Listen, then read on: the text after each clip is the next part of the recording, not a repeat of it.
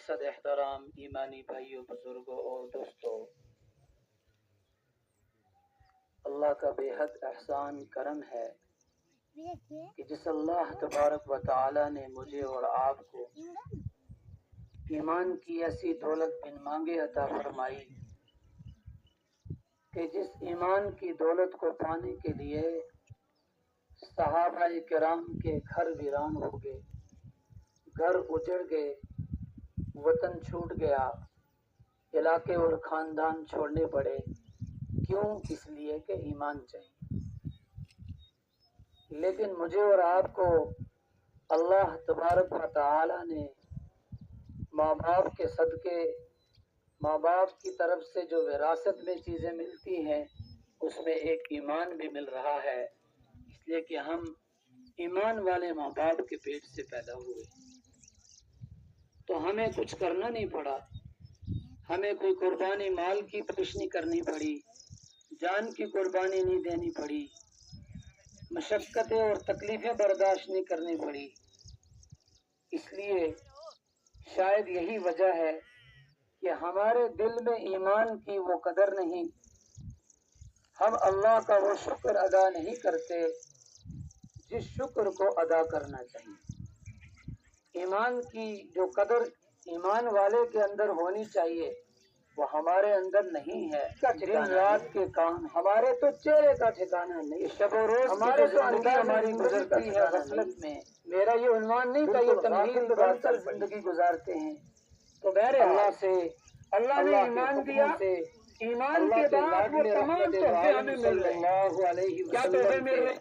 अभी चंद महीने पहले हमें तोहफे में रमजान मिला है, जो जिंदगी रमजान में अल्लाह ने अमाल की अंजाम बढ़ा दिया, मेरी और अमाल की कीमत बढ़ा दी, नमाज की कीमत बढ़ा दी, रोजे की कीमत बढ़ा दी, तिलावत की कीमत बढ़ा दी, सदकात की कीमत बढ़ा दी।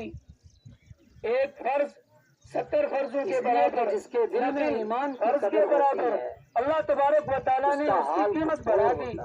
अभी चंद महीने गुजरे, ज़िलहिज्जा के अय्याम चल रहे हैं। इन अय्याम की अपनी फजीलत है जो गुजर गई, चूँकि 9 ज़िलहिज्जा के 9 दिनों की एक अपनी खास फजीलत है। अब आज से कुछ नई फजीलत के अय्याम चल रहे हैं, और ये क्या है? ये कुर्बानी के अय्याम। मेरे हाथ पर एक साथी ईमान अल्लाह के नाम पर अपनी प्यारी चीजों को कुर्बान करने के ये तलाश हो गई कि मैं कमीज अपने हर गलत चीज को कुर्बान करने, अपने हर गलत सोच को कुर्बान करने के अय्याम जेब रखते थे। कुर्बानी के अय्याम में इसकी तलाश, जानवर ज़बह कर देना बहुत आसान है, लेकिन अपनी शहवात को ज़बह करना बहुत मुश्किल की। एक ऐसे अंदर के गलत ज़बह करना ये बड़ा, लेकिन वो इतना आशिक ताज़ा ईमान वाला, अपनी ताज़ा करने वाला, अपने ख्याल फरमाते, मुझे उस वक्त ताज्जुब हुआ सुबह से जब उसने अपनी अटैची खोली और उसने और शरीयत से हदीस से एक कागजों का अंबार रखा हुआ था। अटैची भरकर हजरत मैंने अल्लाह के नबी सल्लल्लाहु अलैहि वसल्लम की साइड रखते थे अपनी कमीज में, उसके तरह का जिक्र इन अय्याम में खूब करो, अक्सर फरमाया प्यारे आका सल्लल्लाहु अलैहि वसल्लम, कसरत से करो। ये जो दिन गुजर रहे हमारे, इनमें हमें काम दिया है, जबकि हमें अपने काम की खबर नहीं है। हमें जिम्मेदारी दे दी गई है, जबकि हमारे पास अपनी जिम्मेदारी का पता नहीं है। क्या जिम्मेदारी मिली है? फरमाया अक्सरू फीहिन्ना, इन अय्याम में तस्बीह बयान करो। तस्बीह क्या है? सुबहान अल्लाह कसरत से पढ़ो। अभी गुज़िश्ता जुमा जो ज़िलहिज्जा का पहला जुमा था, तो इस हदीस पर बात करते करते अचानक एक ख्याल आया, वही सवाल यहाँ भी कर दूं। ख्याल यह आया कि मैं क्यों ना सुबहान अल्लाह का तर्जमा पूछ लूं लोगों से। तो मस्जिद में एक भी साथी खड़ा नहीं हुआ जो सुबहान अल्लाह का तर्जमा बताता कि इसका मतलब क्या है। वही सवाल मेरा यहाँ है, तमाम हुफ़ाज़ और उलमा को छोड़कर तमाम मजमे से मेरा सवाल है, मैं आधी मिनट का मौका दूंगा, मुझे सुबहान अल्लाह का तर्जमा बता।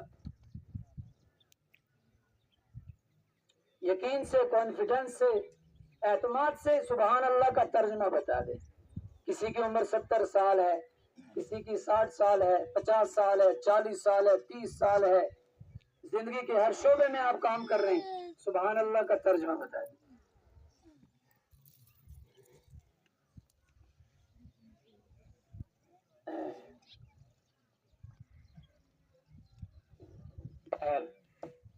ایمان والے صرف لفظ سبحان اللہ کا خیال.